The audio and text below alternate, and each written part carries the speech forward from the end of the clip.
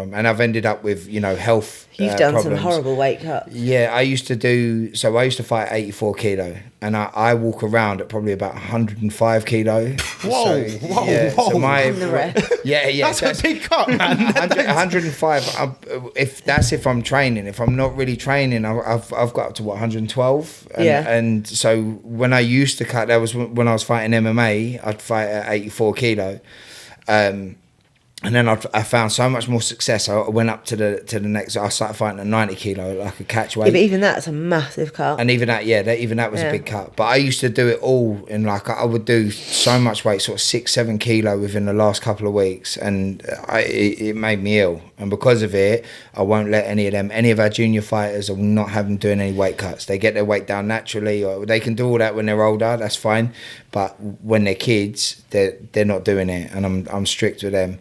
Adults, if you want to end up sitting in a sauna, that's on you. You know, if you can't put that fork down for a little while, then cool, you're still making the weight, and you're going to do it in the healthiest way possible.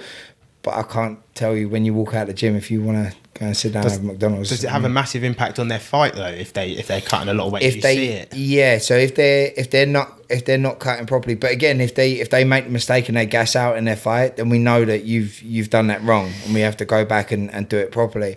Yeah, but you can weight cut like a substantial amount of weight if you do it properly. If you do it properly. And this is one thing that I've, again, learning to do it properly, where I used to do these long, drawn-out weight cuts that would be over the course of like 4 or 5 days.